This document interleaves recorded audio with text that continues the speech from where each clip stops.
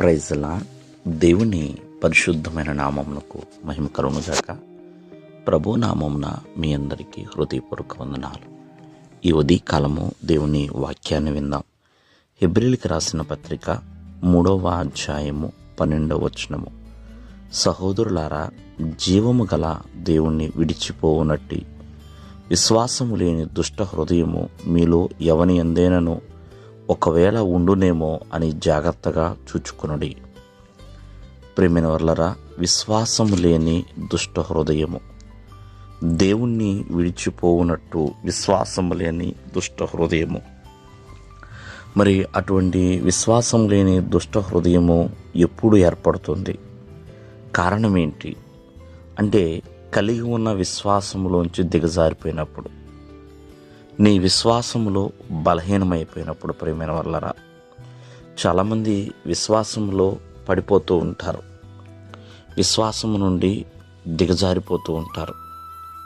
అంటే ఎవరు విశ్వాసంలోంచి బయటికి వెళ్ళిపోతారు? ఎవరి విశ్వాసము బలహీనమైపోతుంది అంటే, లోబడనల్లని స్వభావం ఎవరికైతే ఉంటుందో వారు విశ్వాసంలో మరి దిగజారిపోతూ ఉంటారు, దేవుణ్ణి విడిచిపెట్టేస్తారు. మరి ఆ మొదటి ప్రేమ చల్లారిపోతుంది, అవిశ్వాసం ఏర్పడుతుంది, నులివెచ్చని జీవితాన్ని వారు ఆహ్వానిస్తూ ఉంటారు. కావున ప్రతి ఒక్కరు కూడా ఆలోచించండి. మరి విశ్వాసంలో వెనకడుగు వేసేవారిగా ఉండకూడదండి.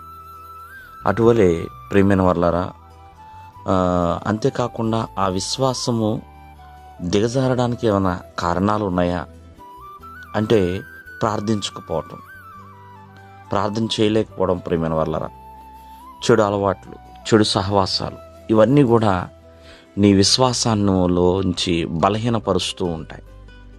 బలమైన విశ్వాసము, దృఢమైన విశ్వాసాన్ని, పరిపూర్ణమైన విశ్వాసాన్ని కలిగి ఉండవలసిన వారు చాలా అల్ప విశ్వాసాన్ని కలిగి ఉంటున్నారు. విశ్వాసం నుంచి పడిపోయి దేవునికి దూరమయ్యే పరిస్థితుల్లోకి రావడానికి కారణం ప్రార్థన చేయకపోవటం, చెడు అలవాట్లు, చెడు సహవాసాలు, చెడ్డ మాటలు, ఇవన్నీ కలిగి ఉంటారు. ప్రియమైన వర్లరా, అంతేకాకుండా దేవుని ప్రేమను విడిచిపెట్టేస్తారు. మరి మనసులో పదే పదే నొచ్చుకుంటూ ఉంటారు, నిరుత్సాహానికి మరి గురైపోతూ ఉంటారు ప్రతిదానికి. కావున ఈ రోజున నీ విశ్వాసమే నీ విజయము అనే విషయాన్ని మర్చిపోవద్దు. విశ్వాసంలో బలపడాలి, ఇంకా విశ్వాసాన్ని కలిగి ఉండాలి. ప్రియమైన వర్లరా, ఎందుకంటే మన యొక్క పితరులు, భక్తులు, వారు మన ముందుర మంచి విశ్వాసాన్ని ఉంచారండి. కావున మరి మనము కూడా విశ్వాసం కలిగి ఉంటే ఎన్నో విజయాలు పొందుకోగలుగుతాం, ఎన్నో ఆశీర్వాదాలు పొందుకోగలుగుతాం. కాబట్టి విశ్వాసము విజయం అనే విషయాన్ని మరవద్దు. దేవుడు మిమ్మల్ని ఆశీర్వదించునుగాక. ఆమేన్.